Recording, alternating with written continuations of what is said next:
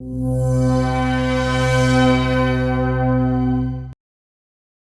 can archive your configuration as a show memory. Show memories store and overwrite all the settings, all current parameters, DSP bus configuration, all 250 scenes, all libraries and their user preferences. Stored items include clock source, talkback and signal generator settings, global direct output source. Some options such as PAFL preferences, temperature units and LCD contrast are not stored in the show and remain with the system. iLive provides two types of show memory: template shows to give you a quick starting point for standard applications, and user shows to store your customized settings for recall later.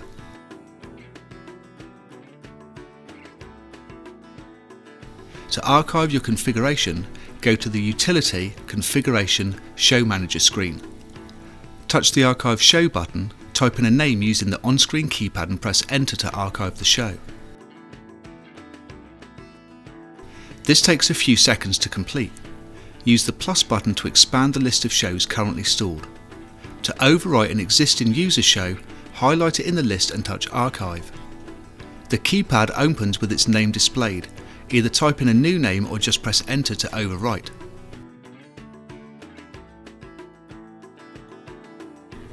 To recall a show, highlight it in the list, touch the Recall button and confirm the action. Recalling a show overwrites all the system settings and can change your mix architecture and patching. Make sure existing settings are archived first as a user show if you want to use them again in the future. Show recall can take a few minutes depending on how much information is stored and should only be used when reconfiguring your system for a different event. Scene memories are available to recall settings for different scenes, in a theatre show performance, bands at a music festival, day-to-day setups in a church and so on. Shows are stored on the touchscreen computer within the Surface and could be transferred to other iLive systems or an external computer using a USB key. It is good practice to regularly archive your user shows and libraries to a directory on your PC. We recommend you do this before updating the iLive firmware, sending your iLive for service work or letting other users operate the system, for example in a rental or festival situation. You can also recall a show directly from the key without the need to copy it to the Surface first. Use a good quality non-partitioned USB key. Plug your USB key into one of the Surface USB ports. Do not plug in more than one key at a time. Wait a few seconds until the system recognises the key. A USB icon displays in the lower toolbar and the centre screen USB button becomes active.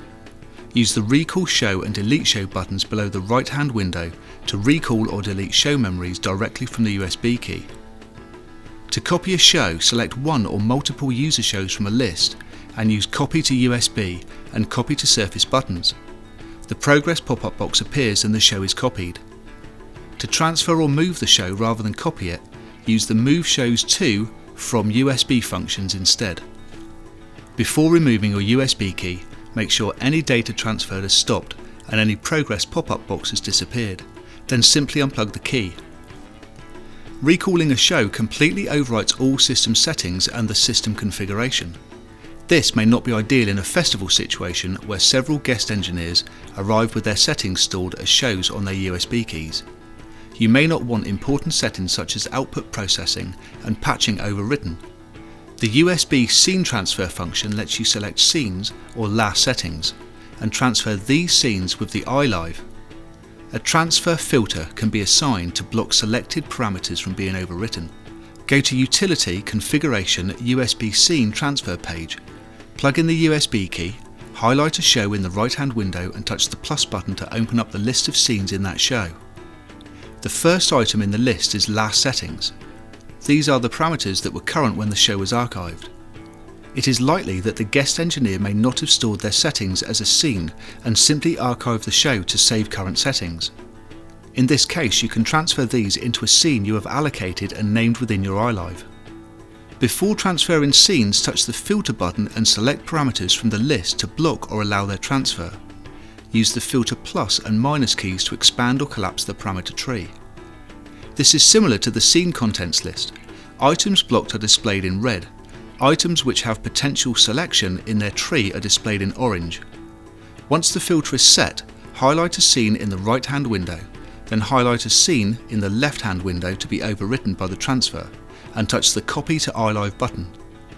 Transferring scenes from the USB key does not immediately change the iLive settings. You need to select a transferred scene and recall it using the Scene screen before its settings take effect. Scenes transferred into the iLive in this way may have been created on an iLive system with a different Mixbus configuration, layout and patching. The transfer does a best fit to match parameters to the iLive. Check the settings after recalling the scene.